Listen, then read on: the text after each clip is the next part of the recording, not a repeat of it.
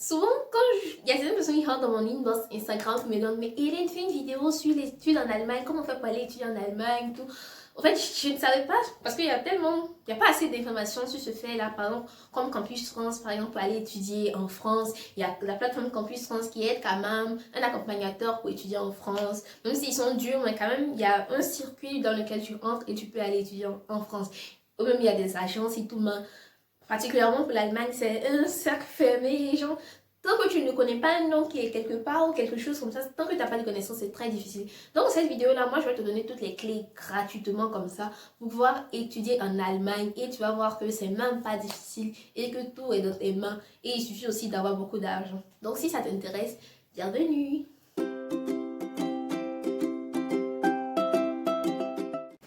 Salut les amis, bienvenue dans cette nouvelle vidéo. Aujourd'hui, on va parler de études en Allemagne, les étapes de A à Z. Je vous explique tout comme je vous l'ai annoncé en introduction. Mais avant tout, je te demanderai à toi, nouveau, de t'abonner à la chaîne et aussi d'activer la cloche de notification. Comme ça, tu es au courant dès que je poste une nouvelle vidéo. Parce que si tu n'actives pas la cloche de notification, tu ne sais pas si j'ai posté une nouvelle vidéo qui peut t'aider au fait. Donc, tu vois, ouais. Et aussi, le deuxième point, de liker, de partager cette vidéo. Et aussi, tu peux t'abonner à mon Instagram et à mon compte Facebook. Mon Instagram, c'est @thisworld_. Ok? Super. Bon, on commence avec cette vidéo-là. Je la divise en trois parties, trois grandes parties. La première partie, on commence directement avec le fait d'étudier en Allemagne. Bon, je ne sais pas si je l'ai nommé renseignement. La première chose à faire, c'est de ne pas essayer d'aller demander des informations aux autres. La première chose d'abord, c'est de se rendre à l'ambassade d'Allemagne dans votre pays. Par exemple, si vous êtes en Côte d'Ivoire, l'ambassade d'Allemagne se situe en face de l'hôtel Ivoire. Ou bien si vous êtes à Yaoundé ou Douala, je ne sais pas où ça se situe, vous devez pouvoir chercher sur Internet pour voir quand même où se trouve l'ambassade, prendre les informations, prendre les documents qu'ils demandent pour pouvoir venir ici pour étudier. Vous allez à l'ambassade, vous vous renseignez. Et ensuite, après cela, vous allez à l'institut de dans votre pays. Si vous n'avez pas encore de certificat de langue, par exemple C1, B1 ou B2, vous devez commencer à faire des cours de langue. Donc, vous devez aller à l'Institut Goethe et en troisième position, comme ça, vous renseigner sur l'université dans laquelle vous voulez aller, voir c'est quoi qui sont les Zulassungsvoraussetzungen et Sungen, genre les conditions d'admission, voir si vous avez la capacité requise, qu'est-ce que vous devez faire en plus. Donc, vous renseignez, cherchez les informations. Tout se trouve sur Internet. Par rapport à l'Allemagne, tout se trouve sur Internet. Même si souvent, vous avez besoin de quelqu'un pour faire l'intermédiaire, c'est rare en fait. C'est rare, sauf dans les cas où vous devez envoyer des documents ou tout. Mais la plupart du temps, vous pouvez chercher les choses vous-même.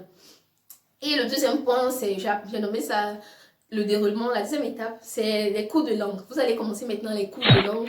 Et pour pouvoir avoir le certificat de langue à la fin. Pour pouvoir ensuite postuler dans votre école, dans votre université dans laquelle vous voulez étudier. Parce que sans certificat, vous ne pouvez pas postuler. Ou mieux, vous pouvez postuler sous réserve, mais c'est rare une université qui fait ça. Donc, vous avez votre certificat, vous commencez à postuler dans l'université que vous cherchez, dans laquelle vous voulez aller étudier. Et après avoir fini de postuler, vous avez votre soulagement, votre acceptation. Et après cette acceptation-là, c'est cette acceptation-là que vous allez aller prendre pour faire votre demande de visa. Mais aussi, j'oublie de vous dire que quand vous arrivez en Allemagne, vous n'étudiez pas directement. Vous allez faire encore des cours de langue, genre continuer. Parce que vous devez atteindre le niveau C1, peut-être même C2, ça dépend de ce que vous voulez étudier. C1, pour pouvoir commencer les cours. Donc, vous allez peut-être faire encore 6 mois de cours de langue. Donc, pendant cette phase de cours de langue encore là, vous pouvez commencer à déjà chercher une école de langue pour essayer de voir dans laquelle vous voulez aller, quoi. Une école qui vous correspond. Et ça, c'est libre, hein. Et vous vous inscrivez. Maintenant, avec le soulagement et l'inscription dans l'école de langue, vous jouez avec tous les autres documents que l'ambassade demande. Vous faites votre demande de visa. Là, on arrive à la troisième étape. Votre demande de visa, vous allez à l'ambassade, vous faites l'entretien. L'entretien, bon, c'est en français, ce que je sais. Peut-être qu'on va vous poser quelques petites questions en allemand, mais c'est en français la plupart du temps. Et vous devez prouver que oui, vous voulez vraiment aller en Allemagne pour étudier, prendre de la connaissance, pour venir développer votre pays. Et après ça, après l'entretien à l'ambassade et tout, vous, si Dieu le veut, vous avez votre visa. Si vous n'avez pas votre visa, c'est pas grave, vous pouvez retenter encore l'aventure. Mais on suppose que vous avez votre visa et vous arrivez en Allemagne. Peut-être, je sais pas, parce que, bon, je reviens sur un point.